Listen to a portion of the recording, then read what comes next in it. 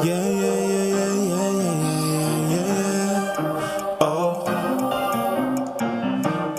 Yeah, yeah, yeah, yeah, yeah, yeah, yeah, yeah. Faith without works is dead.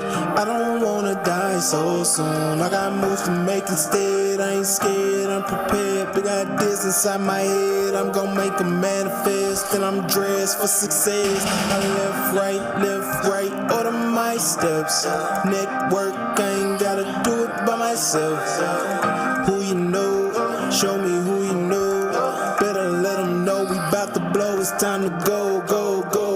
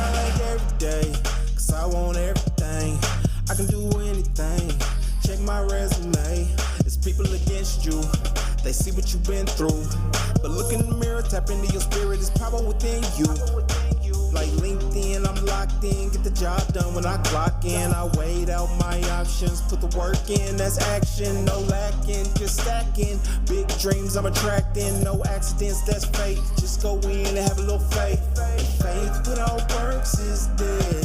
I don't wanna die so soon. I got moves to make instead. I ain't scared, I'm prepared. Big ideas inside my head. I'm gonna make them manifest. And I'm dressed for success. I left, right, order my steps.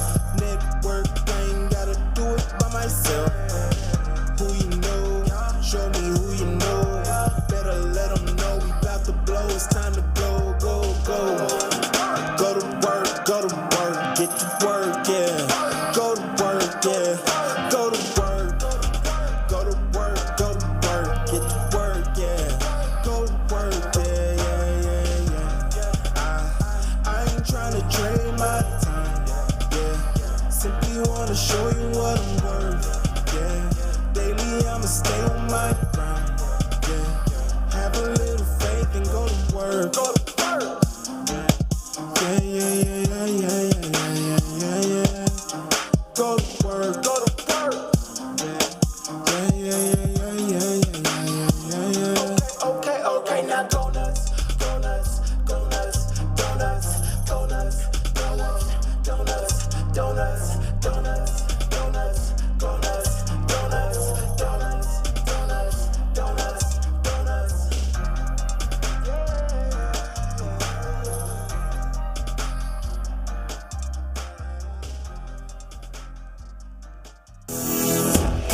Hey there, I'm Trevor Houston, the creator of the Who You Know Summit, and I'd like to welcome you to the Who You Know Job Networking Show. On our program, we'd like to show you a job search like you've never seen. Everything from getting noticed by employers, how to properly format your resume, and how to network effectively using LinkedIn to drive recruiters to your profile. We even take suggestions from our amazing community. So if you want to learn all things job search, go ahead and subscribe now. Focus. It's all about the job search. So if you want to learn how to land that next success, you heard them. All you got to do is subscribe and ring that bell so you don't miss out on a thing. Welcome to the Who You Know Job Networking Show, where what you know is important, but Who you know can make all the difference in your job search. Welcome to this week's show. Absolutely. We're super excited. This is episode 293. Can you believe it? 290, man, almost 300. 93. We got an anniversary coming up, too. Yeah, we do. We got episode 300. We'll talk about that in a second. But can I get in the comments? Can we get 293? 293. 293. Let's go. All right. And speaking of, let's see who we got online. have with us? Yeah, we got a bunch of folks, a lot of people that we have as friends, some new people hopefully, but Meg Rose, our hype lady, Andrea Waters, Heidi Torres, Jim Ballard. How is it going? Yeah, I love that. So, Krista, we got Neil Anson, and I see, who else do we got in here? We got Hope Mangita in the house. Good to see you all. And here's what we're going to do, y'all. Y'all know how we're changing things up a little bit. This show is actually powered by Peekaboo Analytics.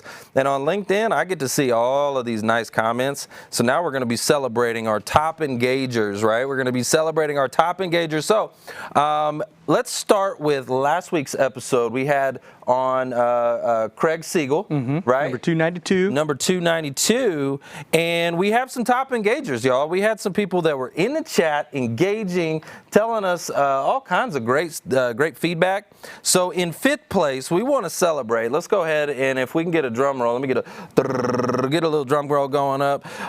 In 5th place, we got Alicia Harvey. All right, Alicia. Yeah. In 4th place, the one, the only. Gotta have hope. Gotta have hope. Hope Mangita, congratulations, 4th place with 13 comments. And 3rd place. 3rd place is the one, the only Kat O'Toole. Kat O'Toole, great job. Hey, Kat. 2nd place, runner-up, is Jason Hopper. Jason, all right, Jason. And he left early, too. He left early, so he still got number 2. How you going to leave early and still come in 2nd place? I love that. You know, if he would have hung around, he could have been in 1st. Now, we also have 1st place, who was 1st place last week as well. We have Meg Rose, the Meg Rose. Hey, Meg Rose. Y'all got somebody to compete with, is all I'm saying. Well, and why is it important to stay engaged in the chat, in the comments? Well, there's a lot of reasons why that's important. Number one, it helps us. Duh. Okay. So when you comment and you get in that chat, it tells the algorithm that this is good stuff, and the algorithm pushes it further. So I just want you to know that it does help us. When you get in the chat, it helps us. Number 2, it helps you to build your network. So when you're connecting and you're having conversations with these folks that are in the chat, and you're building a conversation, it's going to help you as well. We also have a whole bunch of people like recruiters and hiring managers and coaches who are there to support you. And so it's a way to build relationship. That's Foster's keyword, which shout out to Foster. He's not here with us today, but I'm sure he's in the chat with us as well. So I would like, if it's your first time, I want to hear from you, okay? If it's your first time, put hashtag first time in the comments. I want to recognize last week's first time, all right? The people who, it was their very, very first show. I want to recognize you. So Alicia Harvey, thank you so much for being here with us last week. We appreciate you. Pam Siggett, Cynthia Pete, Kyle Adet, and Kathy Teeple, they were all here for the first time. If it's your first time, we want to recognize you as well. Just put hashtag first time. If you're hiring, we want to hear from you. We had a whole bunch of people that were in the hiring capacity with us last week. We had Mitch Jacobs, Alicia Harvey, Erica Krishner, Meg Rose, Jamie Villanueva, who's a alum, Jamie, and Heidi Torres. So let us know if you're hiring. Just put hashtag hiring. And if you're searching, what do we want them to do? Hashtag jobs. No, tell us what you're searching for. Tell us what you're searching for. You got to be a little bit more specific than hashtag jobs. No, I want to know what you're searching for. Hashtag project management, QA, accounting and finance. What is it that you do? Tell us. And the reason is because of those recruiters that are in the show, if they see somebody with a specific skill that they're looking for, they're likely going to reach out to you, and you should be reaching out to them. 100%. We've had people land a job in the comments section, so it does happen. So, guys, we always like to bless the show with a prayer for our audience. So, quick shout out again. I see Jason Hopper, Meg Rose, Andrea Waters, Lena Stoots Boots. The Stoots Boots. All right. If you guys can bow your head with me real quick.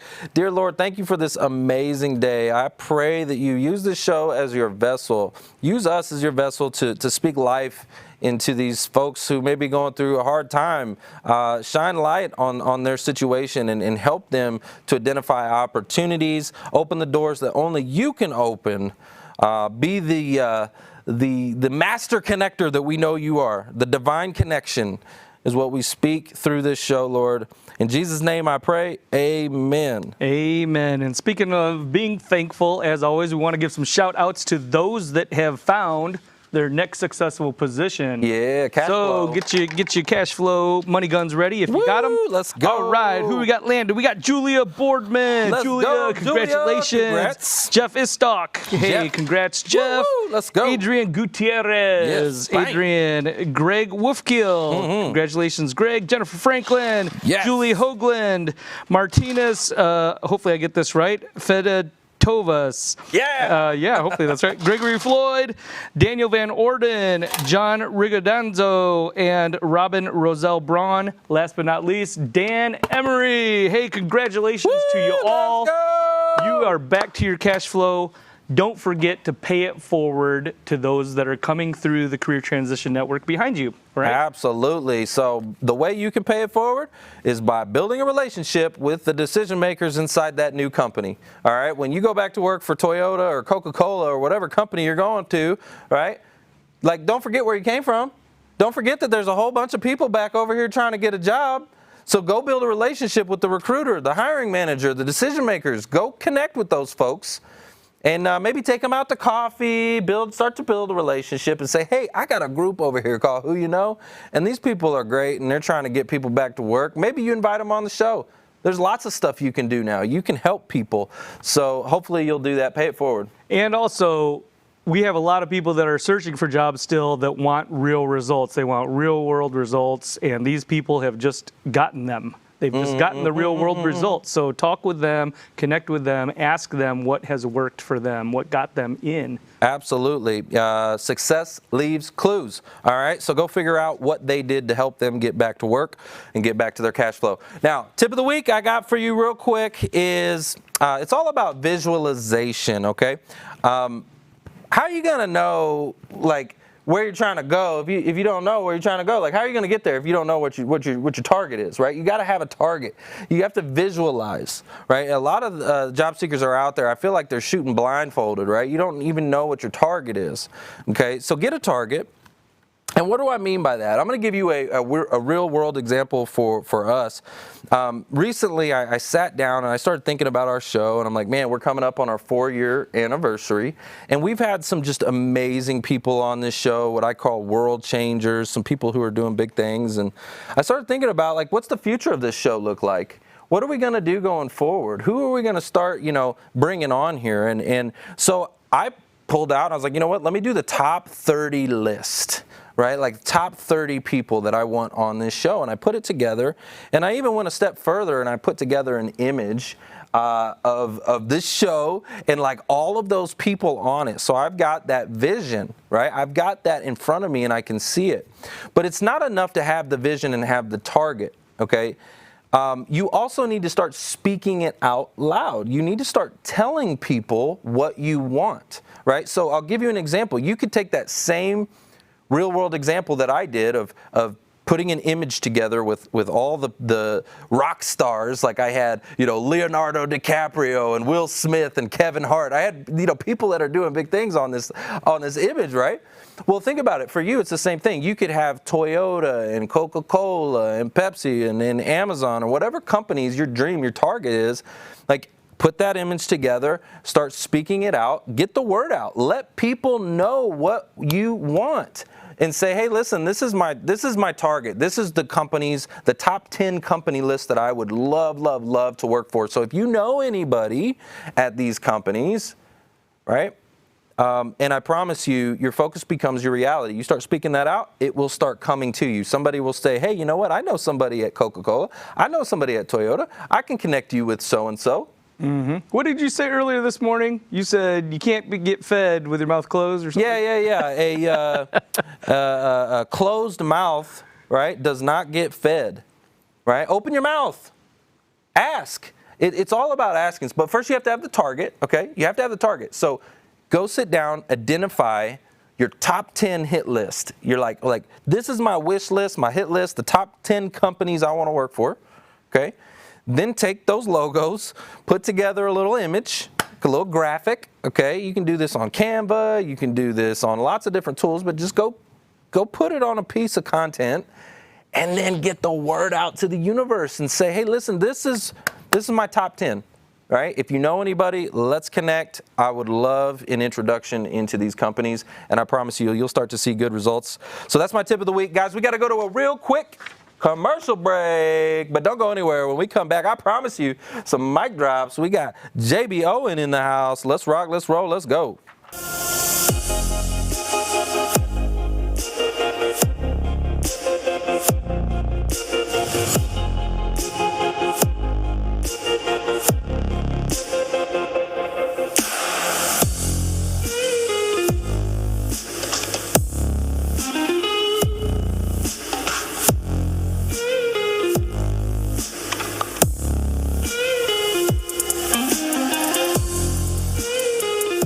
If anyone is out there and you're a realtor or you are looking to get your real estate license, it's a very low cost entry, $300 to take your real estate course online. Inexpensive compared to like a college. EXP is $150 to join and it's like $84 a month. So relatively speaking, these are very inexpensive costs. If you are interested in that and you want to work with me as a realtor, I'd love to have you join my team, and you want to hear about the model, then go to join10xempire.com, and I do this opportunity call every Tuesday. Would love to answer your questions and tell you more about what I'm doing. If anyone out there is interested in working with me.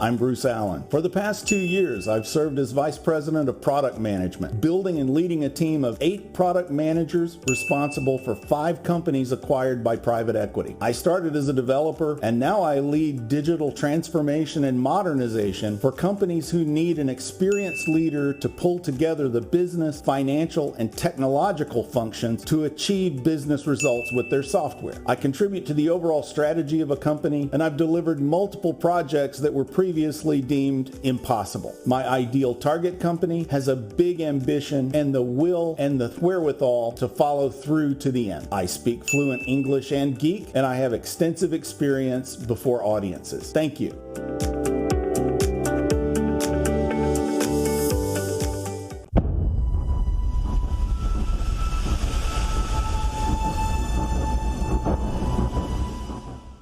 Welcome back to the Who You Know Job Networking Show, where what you know is important, but Who you know makes all the difference in your job search. it definitely does. Guys, let me tell you who I know. I know this lady. Her name is JB Owen, and she's a fearless female leader and highly successful entrepreneur. She's driven to empower individuals in their own personal journey to success. She's a world-class speaker, a 17-time international best-selling author, and powerful business owner. If I can get a warm who you know welcome for JB Owen. Let's go. All right. JB, welcome. I'm so excited you're here, and I'm just like kind of blown away as I'm reading your bio. We were talking about this before the show, but I'm so blown away. Like 17 times? Yes, 17 times. I'm going on my 18th, actually, so thank you for saying that. Going on Very, 18. fast. What's another Super Bowl, right? Yeah, that's right. Like, after you hit so many, right? When they start coming in after that, you're just like, is it still new and exciting every time? No, it's phenomenal each and every time, because what I know about writing a book or telling a story is there's somebody out there who really needs to hear it. So when you get a calling to write, it's because somebody's asking for it. So every time I write a book or work with authors to write a book, I know that somebody really needs to hear their story. Yeah. Well, I also got to ask you, okay, so you said 17 going on 18. Okay, so we got to call you the GOAT. All right. Greatest of all times. Like, you're the GOAT. You're like Tom Brady. You're just crushing it. But, okay, so if you had 18, you got 18, right? Coming up 18. How many didn't make it? Like, because I think about Tom Brady and I go, okay, well, he got 7 Super Bowls, but he went 9 times. right? Was there any that didn't make bestseller? No. No. You are the GOAT. She is the GOAT. Wow. Like, nah. But you know why? Because I love to do the work. I love to do the work. I love to put in the time. I love to put in the effort. I love to get enthusiastic about it so it doesn't feel like work. In fact, I was sitting here watching you guys listening. I have a new definition for work. Wonderful, outstanding, resilient, kick butt. When you do that, then you always reach that success. So That's right. yes, I've been very blessed, very blessed. Well, I'm kicked back. You see me, I Love got it. my feet up. I'm good. I'm in my zone. So yeah, that's awesome. Kick back. Well, okay, let's take us back for just a quick second. Before you became an author, or let's put it this way, what led you to writing and becoming an author? Have you always been a writer? Did you start journaling? Like, what led you to become an author, and how are you helping others to share their story now?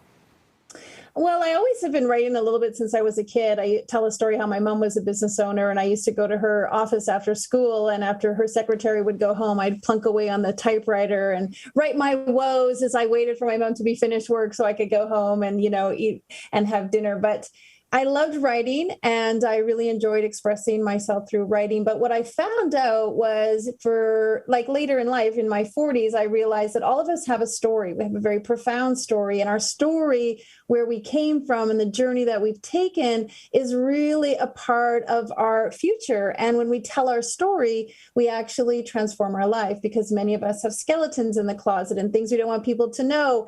And we define our future based on our story. And so when you write your story, tell your story. And now what I do, help 700 authors publish their stories, is I help people transform their lives, because what happened to you in the past does not define what will happen to you in the future. And it's very powerful when you tell your story in that way. I'm giving a mic drop for that.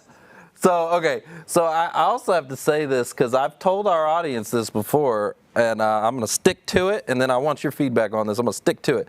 I think the audience should write a book.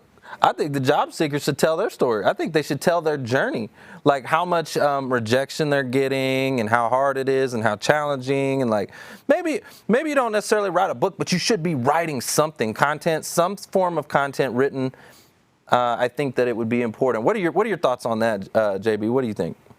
Well, I've coined this phrase called ignite moments. We all have these ignite moments where something has really changed us and redefined us. It's kind of the aha moment, the big awakening. And ultimately, it usually sets us on a new trajectory. So I'm sure you've had lots of ignite moments around the show, around things that happen, around disappointment, obstacles, potholes in your life that you had to overcome. It's those ignite moments when we share them that people really feel connected, because we all have an ignite moment. We all can relate to the human experience of perseverance and dedication and going after it. And so that becomes a really common denominator amongst us all. When we share our ignite moments, we actually give people the opportunity to learn a lesson or learn the golden nuggets from our experience. And so, yes, absolutely, you must tell your beautiful ignite moment and the many ignite moments you've had to get you where you are today. And you also talk about ignite impact moments and ignite inspiration moments, and there's a difference there. So I would like to, can you frame that for the audience, the ignite impact moments and ignite inspiration moments? Yeah, absolutely. Thanks for asking. A lot of times we have an ignite impact moment, something that happened to us at a young age, or even what's happening right now in the world. We've been fired, we've been bankrupt, we've been left a relationship, someone has passed away. And that impact moment really sets us on a trajectory in a certain direction. It also, we assign a meaning to it. So I'm not good enough. They'll never like me. I'll never make it. I can't do it.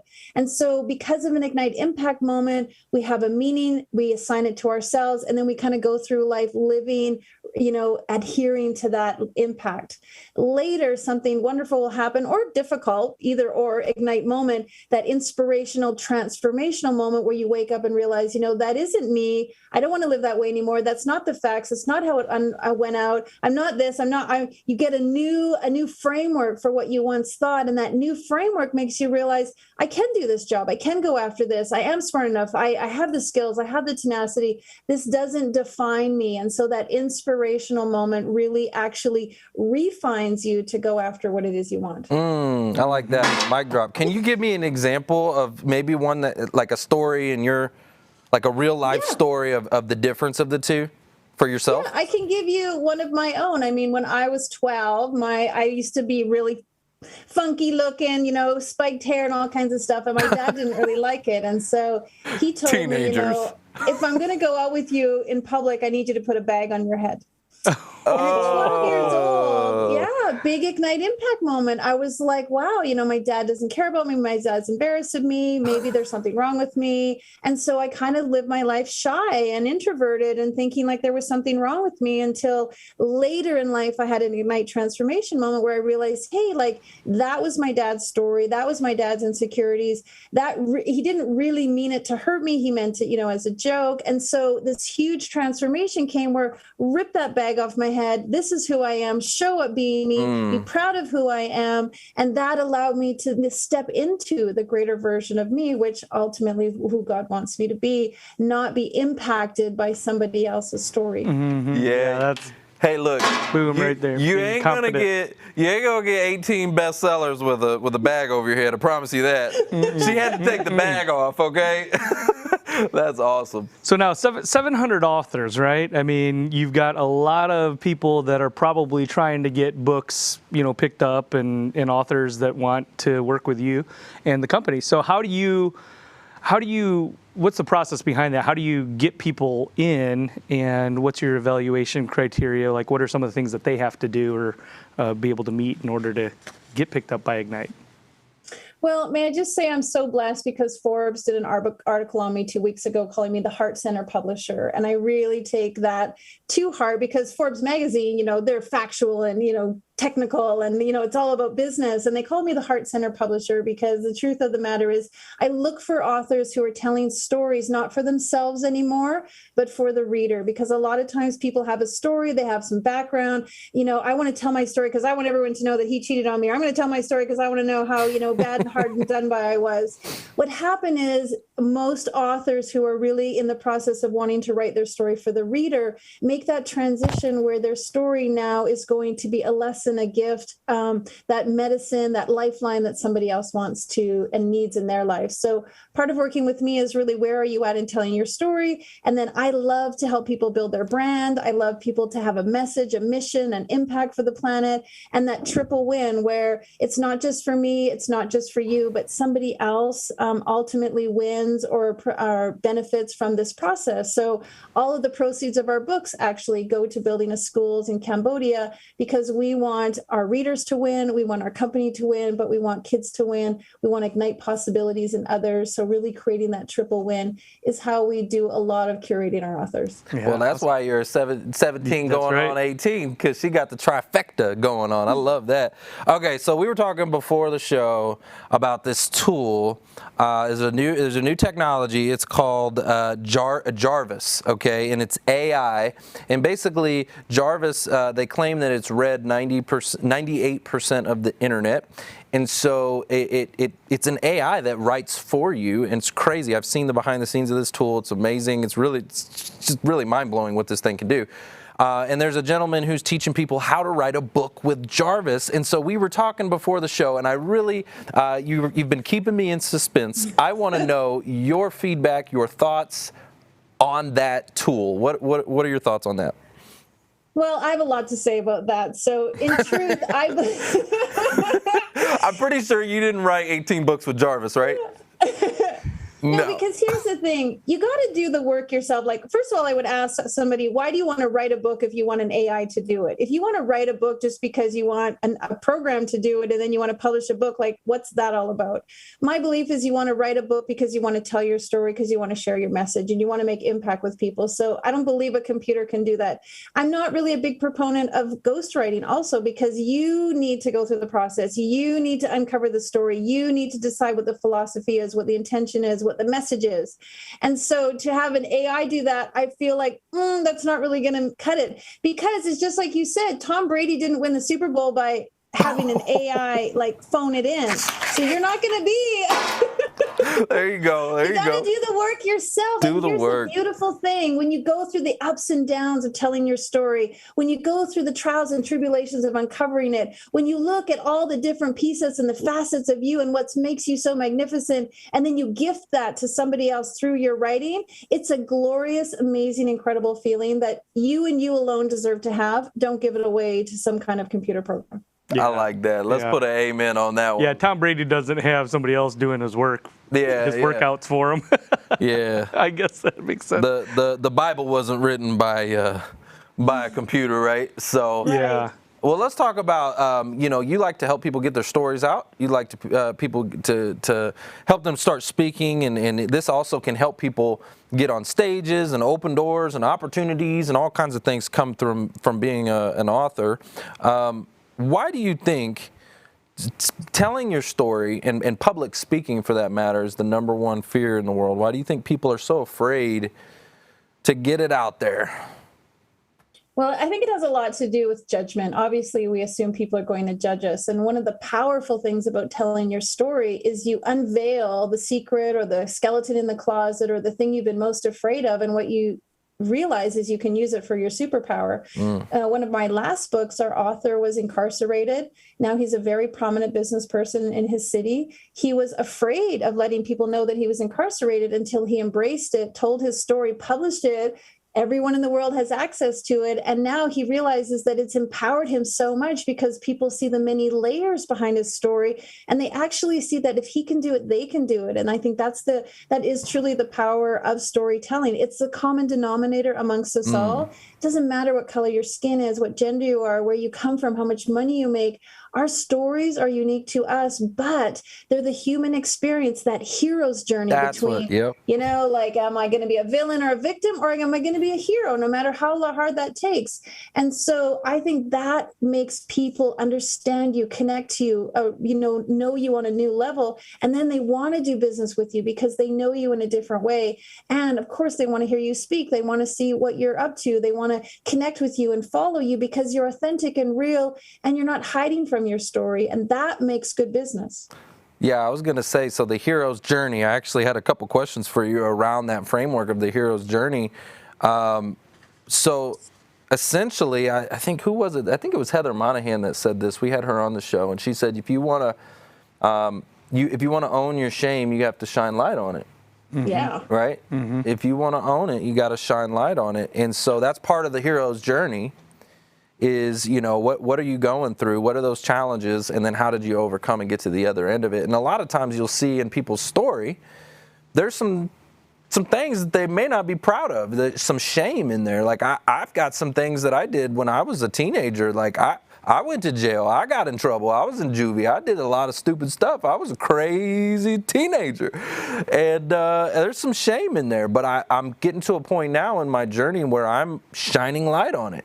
Because I don't want it I don't want to be ashamed by that anymore. I want it to empower others to show them, hey, listen, you can too overcome. Well, and JB, a lot of people, right? They go through a transformation, and so and once they reach that point, then they're able to share their story, maybe overcome the fear of being able to share that story. That's a great point. But also, once they're through that transformation, I think in my question to you is, when they write the book, it gets published, it gets out there, how much more are they transformed, right? Going through that process.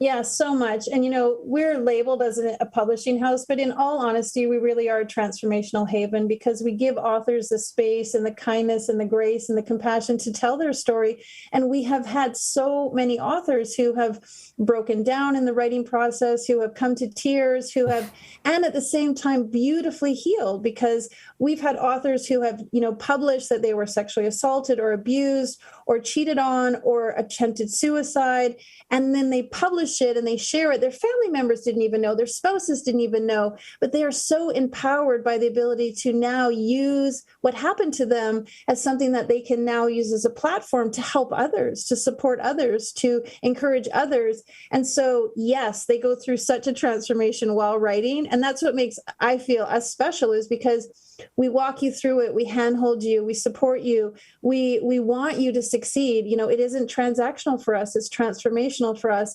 And authors feel really safe in our space because they know that my motto is everybody deserves to be heard, everybody deserves to be seen, we all deserve to belong, and nobody gets left behind. And so that's how our authors come through our process. Mic drop. So I love that, and you've got a lot of things going on. You're crushing it. Like I see you also have a partnership and a new book partnered with Les Brown. It's called Ignite the Hunger. Ignite the Hunger in You. I just love that, with Les Brown. Talk to us about that partnership, and maybe what is your greatest lesson working with a legend like Les Brown? Yeah, great question. I mean, that partnership has been wonderful. And the thing is, many people, including myself, had an ignite moment around Les Brown. You introduced me with a fantastic CV, but I'll tell you, it wasn't that long ago. JB was a single mom, 2 kids, coming out of an abusive relationship and standing at the grocery store, panicking, trying to calculate the food going across the conveyor belt, not knowing if I had enough money to pay the bill. So I was in those moments. We all have been in those moments where life is really difficult. Life has set us some challenges. And in one of those days where I thought it was the darkest day of my life, I heard Les Brown on a YouTube video say, if you fall down, fall on your back so you can look up and you can get up. And that just kept me going for 2 years, just picking myself up, getting myself going.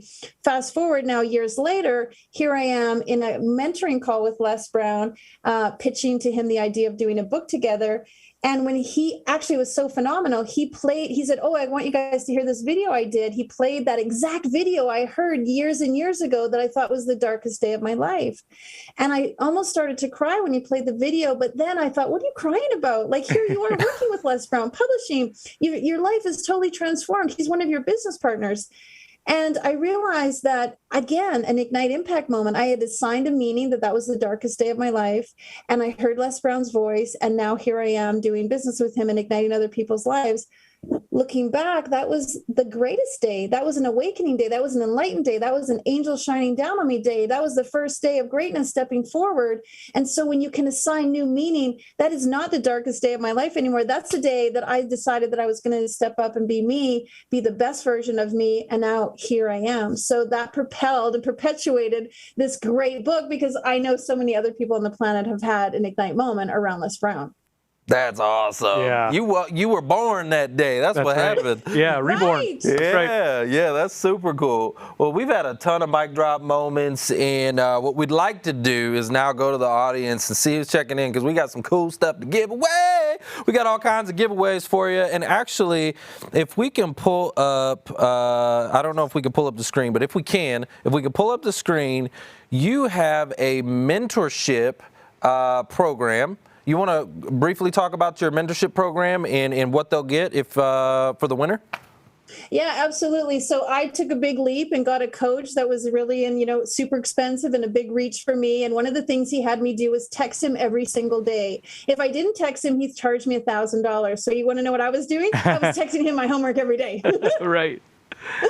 But what I learned from that was this great habit and this great cadence, and we're all on our phone, and it was a great interaction. And so what I decided to do was, I believe in possibilities. Anything and everything is possible. And so my mentorship program is every single day I text you, because your phone is in your hand.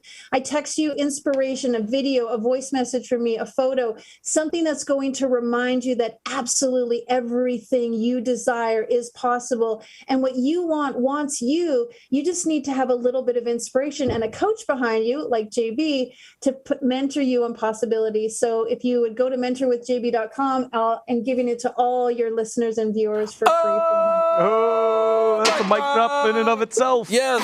So all you got to do, guys, is go to, I put the link in the chat there on LinkedIn. Go to mentorwithjb.com and use the coupon code 𝙆𝙆.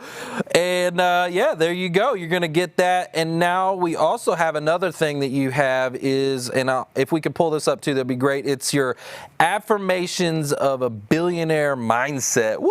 Okay, billionaire cash flow is what we're talking about. The affirmations, and this is an audio track. Can maybe you explain it, what this tool is? Yeah, absolutely. You know, people think a billion is dollar amounts. And what I'm trying is to change the mindset that you have to have a billionaire consciousness if you want to make $1 billion. And that means a 1 billion person impact, 1 billion smiles, 1 billion hugs, 1 billion moments. You have to have that billionaire consciousness. And to have that, you need to start thinking, programming, mantras, positive affirmations, a visualization, as you said earlier in the show. And so this is an audio track that you can listen to that puts you in the billionaire consciousness of helping and impacting 1 billion people, not just going after numbers on your bank account. Ooh, I like that. Man, I tell you what, that's some strong stuff. Y'all need to go get that. I put the link in the chat. Y'all make sure you go check that out and do me a huge favor. Take a screenshot right now with JB on the screen. I want you to take your screenshot. Hey, I like that. Yeah, there you go. That's a great shot. And I want you, this is your content for the week, right? I mean, for the day anyways. Just post this thing, get it out there. Start telling JB how, much you appreciate her. Maybe one of her mic drops, like, golden nugget that you took from the show. And blow her up, hit her up in the DMs and tell her how much you love her and appreciate her coming on the show. JB, we thank you so much. Keep doing you. You're amazing. I'm ready for number 20, okay?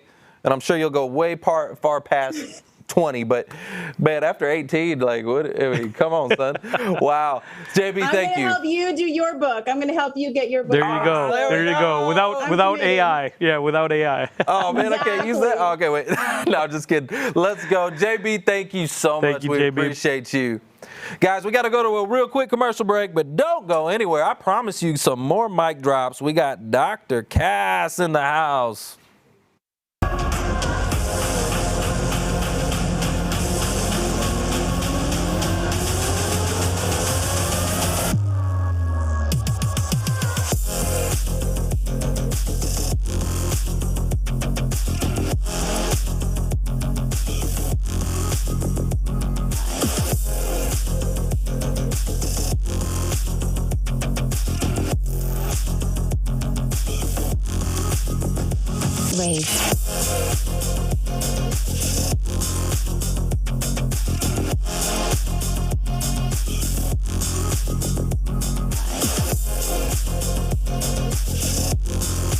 Hey guys, come work for the most innovative company in the world, 10X Incubator. We're launching 10,000, listen to me, 10,000 tech companies in 10 years. If you're a coder, what? We got programmer, coders, we got graphic designers, we got copywriters, digital marketers, biz dev. you name it. You got if you skill. like tech, love tech, hungry. want to be in tech, okay? We don't actually require that you get the jab here either. Just so you know, if you want it, good. If you don't want it, no problem. We are hiring. We want you. If you're good at your job, if you're disciplined, if you want to be paid well, if you want to be taken care of, if you want to be in a 10X environment, click the link below. Give us your resume and a short video, 30-second video. Just tell us who you are. Tell us what you do. We want you. We want you. Let's go. We want you.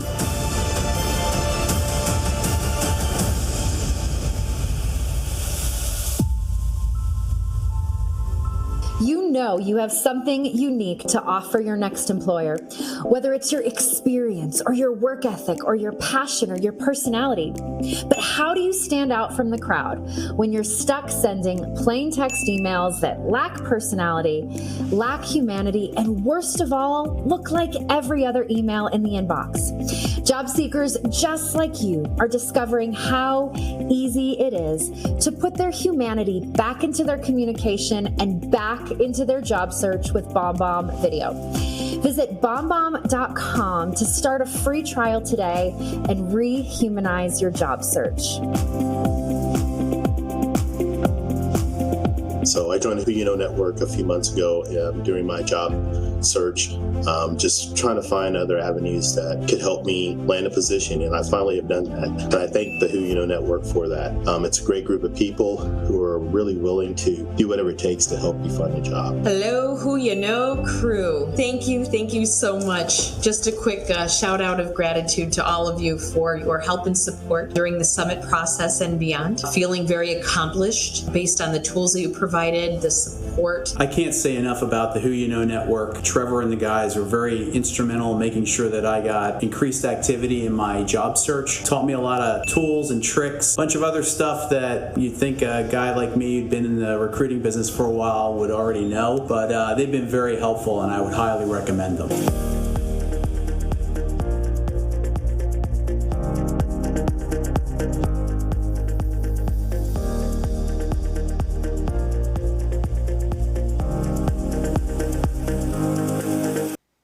Welcome back to the Who You Know Job Networking Show, where what you know is important, but Who you know? Who you know? Who y'all know can make the difference in your job search. it definitely can. And let me tell you who I know. I know Dr. Kasthuri Henry, and she's driven by passion to develop viable public-private sector partnership through education, collaboration, and engaging communication. I like how that rhymed, by the way. I like that. Her ultimate goal is building to last and ennobled for success, and she strives to bring economic prosperity to everyday business and people.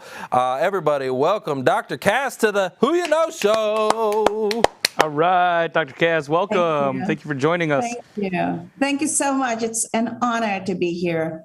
Well, we are super grateful. We got to meet the other day in Breakfast with Champions in the clubhouse, and it was super great to get to know you. You were just speaking my language, so I just was like, I got to have you on the show, okay? But first of all, let's talk a little bit about what you do and what made you choose to help companies develop, effective financial strategies as a profession. Like, what made you choose that?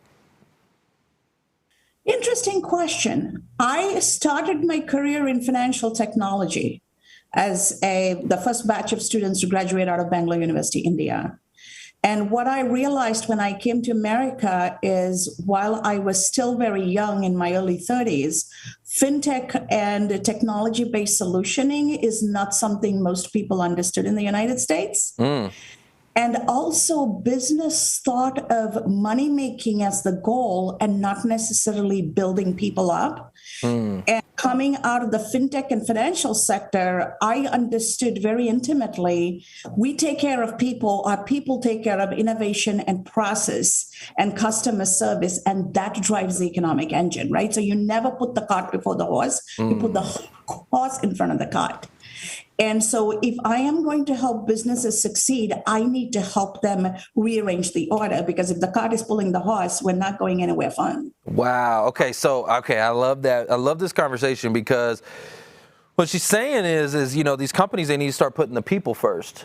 Now, yes. I would like to talk to the audience and see, what is your experience? How are these companies treating you? Number one, and you can tell me in the chat, number one, did the company, when they let you go or fired you or furloughed you, whatever they did, when they let you go, what was that experience like? Did they treat you right? Number two, what is it like in the hiring process? What is that experience like? How is corporate America actually treating you? And Dr. Cass, what's your experience that? How are companies doing when it comes to that conversation? Are they doing well? Are they just really totally messing the ball game up here? Or what's the biggest challenge companies are going through? Companies have realized with COVID, people come first. Okay, they have woken up. People are not coming into the office. Office is going into people's homes, right? So let's not forget it. When people came into work, we told them you can't bring your home to work. But now we expect to go home 24/7, regardless of what's going on in their household. So conscious companies are realizing the script is switched, right? It's flipped. And we need to show up with mindfulness. And people are working harder. The old notion that if your butt is not in the seat and I don't see you working, you're not working. Productivity has gone up by 40 to 50% with people working at home. Wow, that much? 40, 50%? Yes. Woo, that's a lot. That kind of blows your theory. No, I think I feel like, yeah, because people they're working longer, I feel like, because they're at home. I think people are just working a lot, you know. Yeah, that is one of the pitfalls of remote work, is being able to turn it on and off, at certain times. And I think for certain people, everybody's different. Like our assistant, Hope, she's there. She works really well from home. She does her thing. Like, you know, we don't got to tell her what to do. You know, she doesn't need somebody hanging over her shoulder. You know what I'm saying? She doesn't need that. There are some people, though, who I feel like they need some form of accountability in having someone to just, you know, maybe tell them what to do or how to do it or get things done, or just maybe have a little bit of accountability can help. And an office environment can help them with that. So what are your thoughts on that, Dr. Cass? Both work and school is now virtual, right? I play in both those spaces. I'm a graduate school professor for 22 years on top of being in the international finance arena for over 30. And both today require two things. It needs people to show up with empathy and resiliency, and it needs people to show up in both spaces with self-motivation. We can't give people motivation. If people need help, they need to be motivated enough to ask for help. You were talking earlier to ask, right? There you go. You started the program with the prayer. And I'm not Christian, I'm Hindu, but I was raised appreciating all traditions. And I know this much: knock and the door shall open, and ask and you shall receive, right? Mm-hmm. So ask for help. I love it. Ask, but yeah, that's right. Yeah, and like we were saying, a closed mouth doesn't get fed. You have to ask. You got to open up. And so, yeah, if you're struggling at work, if you're struggling, whether it's a remote work environment or what have you, you do have to speak up and say, "Hey, listen, I'm having a challenge here." So I love that. What about when it comes to companies making financial mistakes? All right. Mm-hmm. What are some of the biggest financial mistakes companies are making, and how do they start to eliminate that? So there are two kinds of mistakes, right? Mistakes knowingly, not reflecting it. So that's technically omission, right? Mm-hmm. A lie of omission is still a lie. Mm-hmm. And not being aware. The outcome is still the same. Do you know more than 50% of the CFOs in their careers have been asked to falsify financials?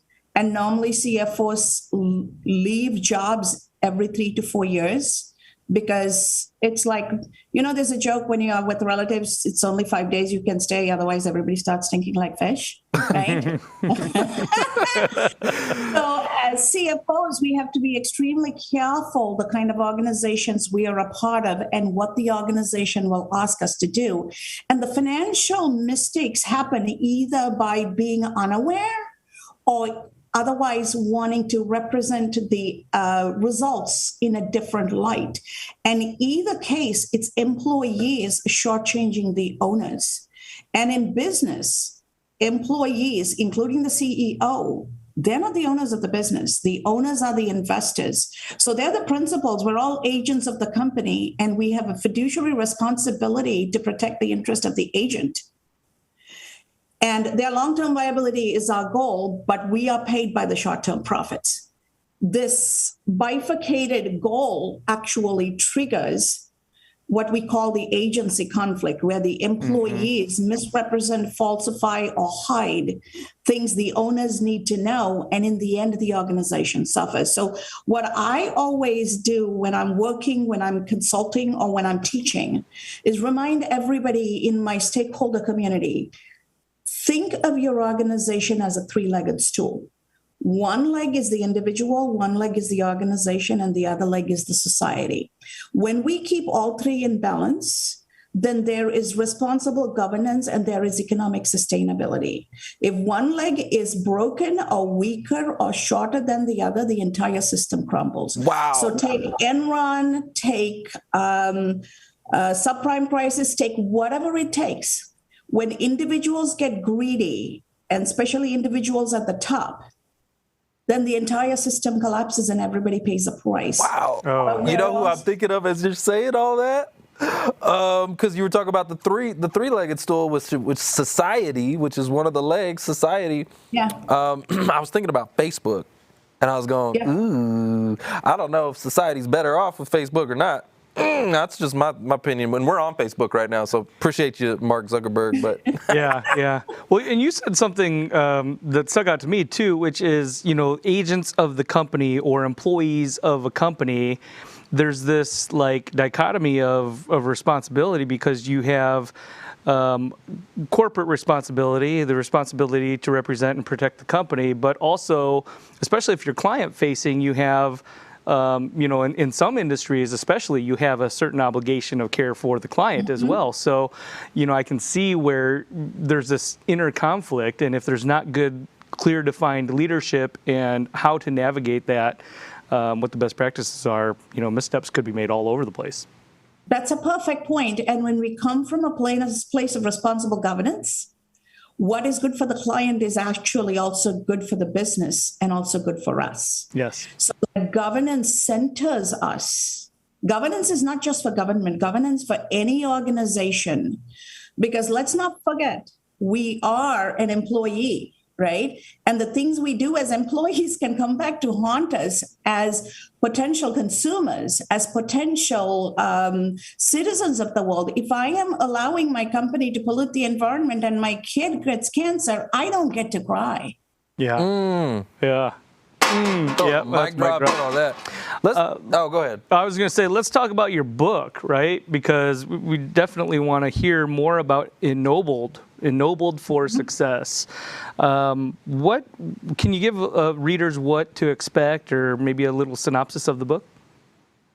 Yes, thank you for asking. I thought a lot about writing a book that talks about my journey, but I didn't want to talk about it from my perspective. The book takes the reader through a journey of a young girl growing up in the middle of a civil war, and how everyday faceless, nameless people who normally we don't pay attention to, the rickshaw driver, the cleaning lady, the maid next door, these everyday people who have kindness in their heart and who can actually see the potential of a child, of a life, will step out of their comfort zone and make somebody's life better. And what if we took all of those messages and all of those opportunities to embrace every ounce of humanity around us? How ennobled are we going to get in our life? And how do you take those lessons into life to become successful? So it is a transformational journey of a child who became a refugee at the age of 13 to go on to different countries and raise siblings on her own without her parents and make it okay because there were people who cared. And none of those people were highly educated, highly affluent, prestigious people. These are everyday people who care. And so the lesson in that book is you don't need to have a title, a following to change a life. All you have to do is just care. Yes. And become ennobled, right? Become ennobled. Mm-hmm. And that's just so amazing, because, I mean, it's a lot about, what you do is all about people, empowering people.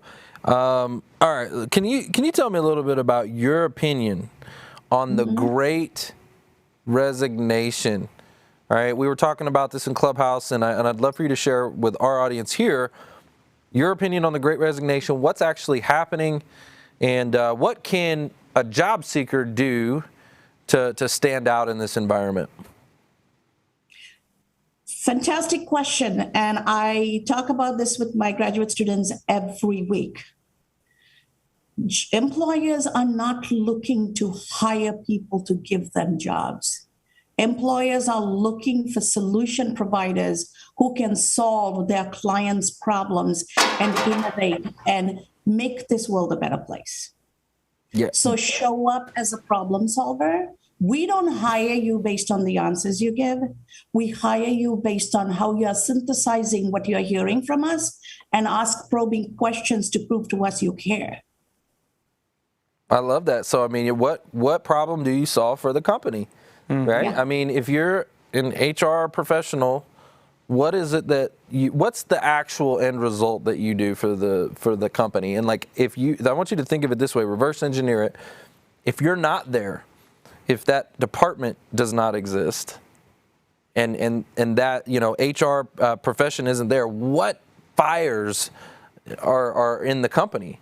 What fires do you ultimately put out for that company?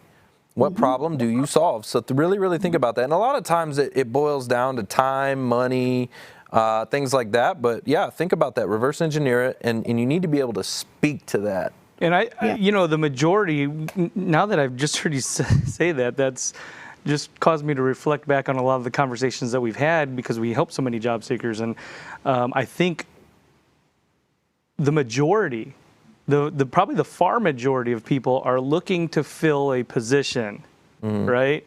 They're looking to fill a position, to go into a position that the company has work for them, not that they can work for, right? And solve the problem, be a solution. Reverse engineer it. So, okay, now that we kind of understand a little bit about what the companies need and what they're looking for people to come in and solve the problem. What is going on with this Great Resignation, though? Because, people are like people are missing. Like, these companies are saying, we can't find anybody. Of course, I got a big old audience right here ready to go back to work, so I think they're lying. But these companies are saying, I can't find anybody. Where is everybody? Well, and before you answer, Dr. Kaz, I just read today, because there was an article on the Great Resignation, and they have found that over 70% of the people that have left their job as part of that Great Resignation are 55 and older. And most of them are women. Oh, let's talk about that. Think about it. In COVID, women, we are also caregivers. We have to homeschool kids. I always joke when men say, when you go home and when you're free, give me a call. And I ask them, is your wife or your mother ever free? When we go home, we have to cut vegetables, we have to do laundry, we have to take care of the kids. So no, tell me a time and I'll make sure that I'm cutting vegetables while I'm talking to you so that I can multitask. Right? Yeah, it's so true.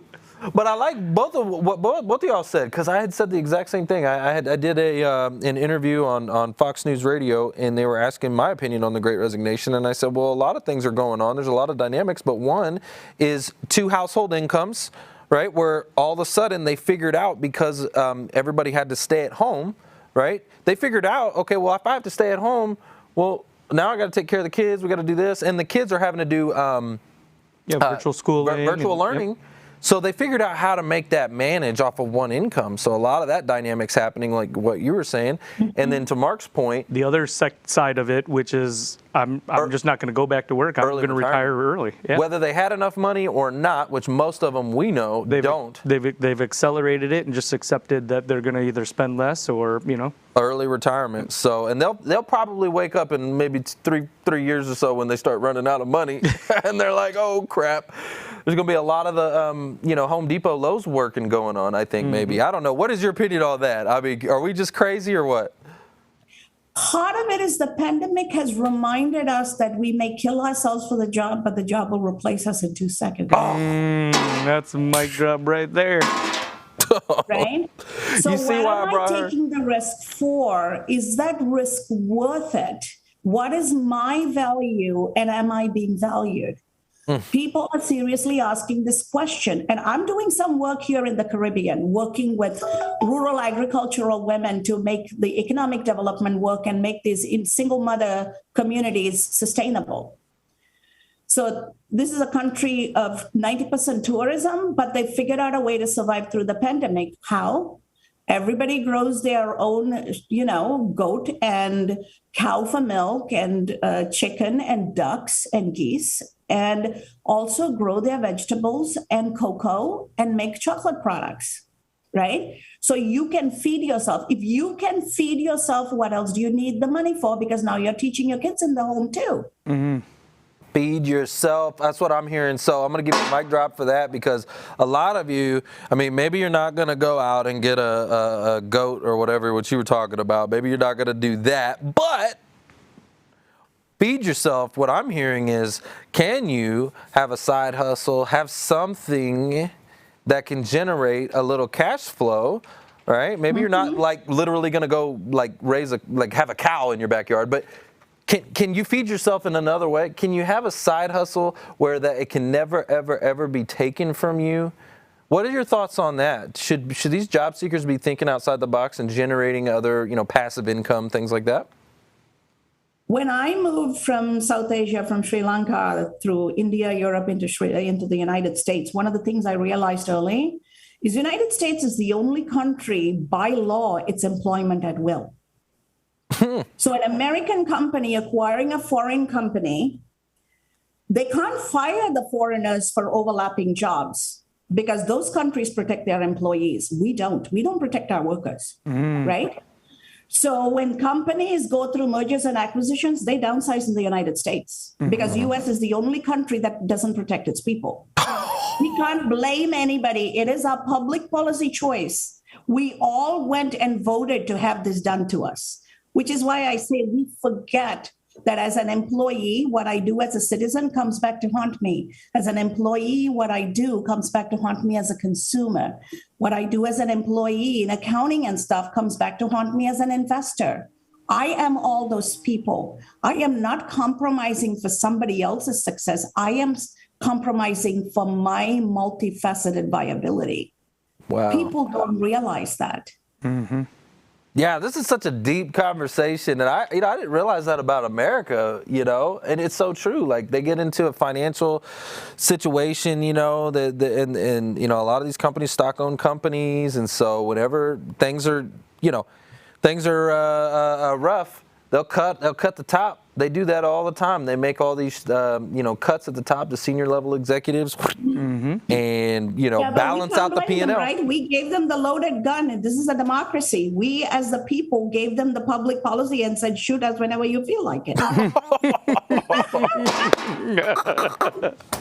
Wow. Well, hey, you know what? I will say for these job seekers out there, we're in an environment where things are changing, which it's kind of crazy. We've been doing this for 4 years, and people have been asking for change. The job seekers have been asking for change. Well, guess what? Change is happening, and it's happening right before your very eyes. A lot of things are changing, and 5 years from now, the conversations we're having today are going to look completely different. And so I think you're in the driver's seat. That's my opinion. I feel like you have a lot more control and a lot more power than you did just 2 years ago. And, so, hey, I think it's a good thing. Yes. And don't think that you have to look for a job only in the United States. We live in an age of work from anywhere. Hello. You can literally apply for work anywhere. Hello, because they're doing it. Think about it. People from other countries are taking, coming in and having the jobs here. So, working remote. Yep. It's going both ways. So, that's 100%. And here is another nugget people don't think about. Britain just exited EU. So the privileged English-speaking coveted position the United Kingdom occupied is no longer there. Americans who are English-only speakers can easily go in and get those English-speaking remote jobs in the EU. Oh, now that. Hold on. Do we got more mics? We ran out of mics. Throw the ball in. Just throw the ball in. Hold on. We ran out of mics. I'm going to give you another one on that. Dr. Cass, I swear I could speak to you all day. I'm telling you, we were in Clubhouse and we were just jamming it up, and she started, speaking my language with all this stuff. It was awesome. So I was like, I got to bring her on this show. We were super, super, super appreciative. You also have a mastermind. And I'm gonna pull this up in here. If we can pull this up, that'd be amazing. You have a mastermind. Can you tell us about that? I am launching a mastermind with the sole intent of helping both emerging leaders and experienced leaders find the supportive way to finding their economic prosperity. We cannot depend on one job. We cannot depend on one employer. It's going to take all of us to get there. And the mastermind is going to help us fully round out understanding of ourselves. We talk about building relationships in the job seeking process. How many of us take a step back and realize the most important relationship each of us are going to have in this life with ourselves? If we don't have a relationship with us, we cannot build a relationship with somebody else. Okay? Yeah. Some of our audience definitely needs to hear that. So the mastermind helps you find yourself, take a journey within and find the relationship with yourself, leveraging that, finding the relationship with others, to build your network. You don't build a network when you want something. You build a network when you want to give something.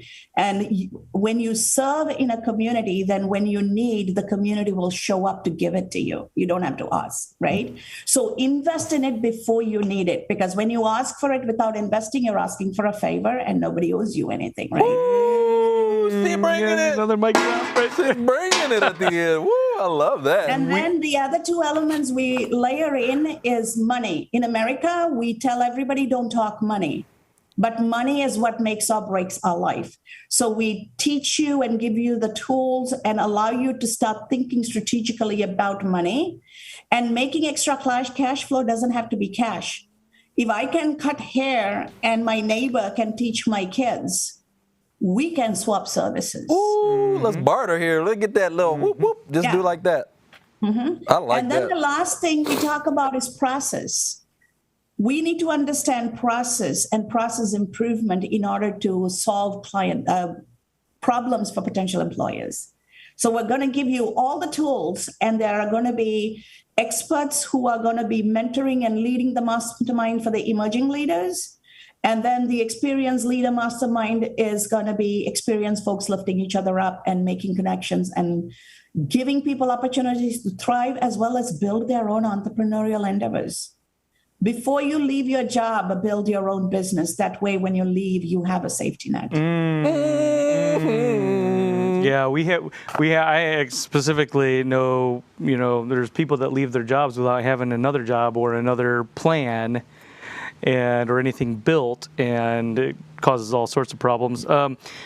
We have gone over a ton, Dr. Kaz, but you are putting your money where your mouth is because we have a giveaway too. Yeah, we also have a giveaway. It's a free business coaching session. So what's a great question that we can ask the audience to give one of these away? What can we do? What's a good question? Let's see here. Dr. Cass, do you have a question you'd like to ask the audience? Maybe something that we've spoke about so far to make sure they're paying attention. Are y'all paying attention in the chat? While we're coming up with a question, I'm going to give some shout outs here. I see Jason Hopper, Hope Mangita, Krista, good to see you. Andrea Waters, Kat O'Toole. Let's see, William McLaughlin, good to see you here. Mike Mediterranean. I've got a question if you need help, Dr. Cass. Oh, I was going to say, why don't you tell us what problem you want to solve for a potential employer? Think of yourself as a consultant when you go for the interview. Don't think of yourself as somebody asking for a job. All right, I like that. What problem do you solve for the company? And then, Mark, what was yours so we can pick a winner? Well, mine was just more general for a winner to pick, and that was she had mentioned she's doing some work where, and she had mentioned a location that she was working from. Where she's working from? That she was doing some work. Right now, currently, or in the future? Yeah. Right now. Currently. Right. All right, where is she working? Where is Dr. Cass working? And what we'll do is we'll pick a winner. And what you're going to do is actually I will DM you her email address so you can email her directly, and that will get you a free business coaching session with Dr. Cass. So she's going to literally give you some time, which we all know time is money. So thank you, Dr. Cass. We appreciate you so much. And while we're waiting on the answer, I don't know if you have it already, but while we're waiting, not yet? Not yet. All right, while we're waiting on the answer, also, guys, if you can do me a big favor, get your screen share ready. Get your snapshot. Take you a snapshot. Take you a little snapshot of this thing and post it all over social media. I want you to blow up Dr. Cass. Tell her how much you appreciate her coming on the Who You Know Job Networking Show and how much she meant to you. Maybe a mic drop here or there. Do we have an answer yet?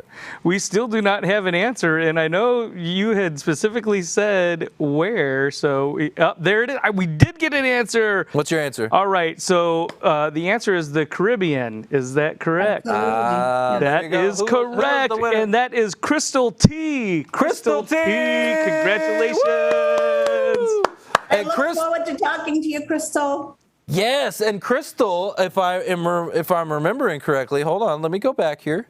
No. Crystal, tell us, is this your first episode? Is this your first time here on the Who You Know show? We'd love to hear that as well. Or if you've been here before, just let us know. But congratulations to you. And Dr. Cass, thank you so much. All these mics are for you. Yeah. You dropped them all. We love you. I appreciate it. Thank you so very much. And if anybody wants to reach out and chat, happy to give them a little bit of my time and coach them. Amazing. Thank you so much. Guys, that's the show. It's all about who you know.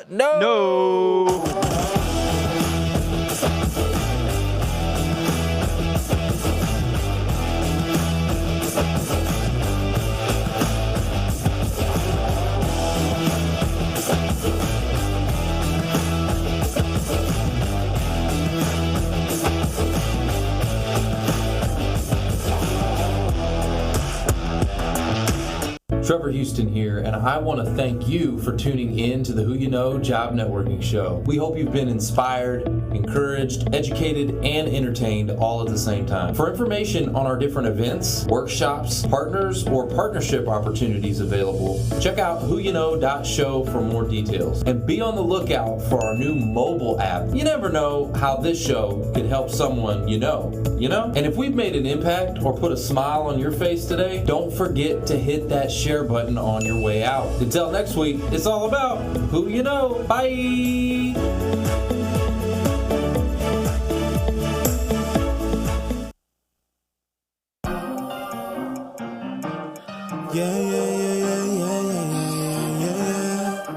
Oh.